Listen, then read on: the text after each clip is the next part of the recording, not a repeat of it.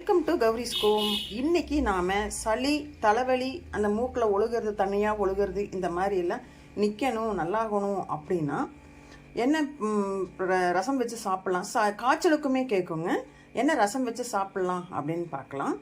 பாருங்கள், எப்பவும் போல் ரசத்துக்கு நான் எடுத்து வச்சுருக்கிற பொருள் வந்து மிளகு இதில் ஒரு கரண்டி, சீரகம் இதில் ஒரு கரண்டி, கொஞ்சம் பெருங்காயம் எடுத்துருக்கிறேன். அப்புறம் இத்தினூண்டு வர கொத்தமல்லி எடுத்துருக்குறேங்க. இத்தினூண்டு வர கொத்தமல்லி, சீரகம், வர கொத்தமல்லி, மிளகு, கொஞ்சம் பெருங்காயம். அப்புறம் அடுத்தது பார்த்திங்கன்னா இந்த அளவுக்கு புளி, ஒரு 2 தக்காளி. இப்போ தக்காளியெல்லாம் விலை அதிகமாகி போச்சு, அதனால் நிறையாவும் போட முடியாது. 2 தக்காளி தாங்க நான் எடுத்துருக்கிறேன். அதை போட்டு அப்படியே வந்து நான் கொதிக்க வச்சு எடுத்து வச்சுருக்கிறேன். 2 தக்காளியும் புளியும் கொதிக்க வச்சு நான் எடுத்து ஆற வச்சுருக்கிறேன். இப்போ இதில் வந்து இன்னும் மெயினாக வந்து வெள்ளைப்பூண்டு இல்லாமல் ரசமே வைக்க முடியாது.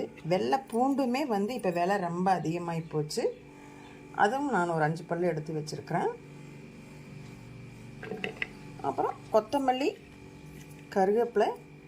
நமக்கு சளி காய்ச்சல் மூக்கில் ஒழுகிறது நிற்கிறதுக்கு முக்கியமான பொருள் தூதுவளை. இதை எப்படி பண்ணுறதுன்னு பார்க்கலாம். இது வந்து தூதுவளை போட்டு ஒரு 5 நாள் குடிச்சு பாருங்கள், சளி நின்றும். அப்படி சளி நிற்கலை கேட்கலை அப்படின்னா கண்டிப்பாக ஹாஸ்பிட்டல் போகணுங்க. நம்ம இது கேட்கலையே அப்படின்னு அப்படியே விடக்கூடாது. ஏன்னா வேறு காய்ச்சலெல்லாம் வருது இல்லைங்களா, அதனால் ஒரு 3 நாளையே நிற்கும், 3 நாளையே நின்றும். அப்படி கேட்காத பட்சத்துக்கு வந்து நீங்கள் ஹாஸ்பிட்டல் வந்து கண்டிப்பாக போய் தான் ஆகணும். சரிங்களா? இப்போ நான் வந்து எடுத்து வச்சிருந்த எல்லா பொருளையுமே அரைச்சிட்டேன். உங்கள்கிட்ட காமிச்சினேன் இல்லையா, ரசத்துக்காக எடுத்து வச்சது எல்லா பொருளையும் போட்டு அரைச்சாச்சு மிக்சி ஜாரில். இப்போ நான் வந்து கொஞ்சம் உப்பு, கொஞ்சம் மஞ்சத்தூள் எடுத்து இது கூட கலந்துக்கிறேன். அப்புறம் இது எல்லாமே எடுத்து இதில் ஊற்றிட்டு சுத்தமாக எடுத்து வலிச்சு ஊற்றிக்கோங்க. வலிச்சு ஊற்றிட்டு இப்போ நாம் கரைச்சி வச்சுருக்கிற ரசத்தை தாளிச்சு விட்டுலாம். வடச்சட்டி வச்சு எண்ணெய் ஊற்றி கடுகு,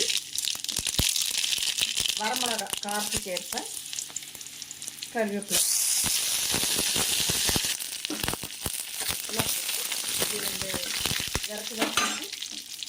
இந்த கரைச்சி வச்சிருக்கிற இந்த ரசத்தை ஊற்றிடலாம்.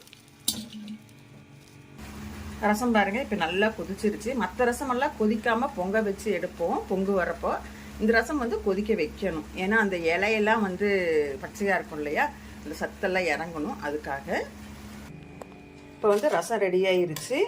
நல்லா கொதித்து இறக்கி வச்சாச்சு. சூடாக இருக்குது.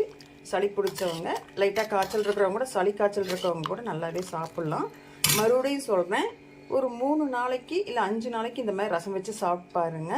அப்படி நமக்கு கேட்கல அப்படின்னா உடனே ஹாஸ்பிட்டல் போயிருங்க. ஏன்னா வேறு காய்ச்சல்லாம் வருதுன்னு சொல்கிறாங்க இல்லையா, அதனால் சொல்கிறேன். இது வந்து வீட்டில் செய்கிறது தான், வீட்டு வைத்தியம் தான் இது. சரிங்களா? வந்து கண்டிப்பாக உங்களுக்கு பிடிச்சிருக்கும், உங்களுக்கு பயனுள்ளதாக இருக்கும், கண்டிப்பாக பயனுள்ளதாக இருக்கும் அப்படின்னு நான் நம்புகிறேன். இந்த மாதிரி சமையல் வீடியோவுக்கு கௌரிஸ் ஹோம் சேனலை சப்ஸ்கிரைப் பண்ணிவிட்டு பாருங்கள்.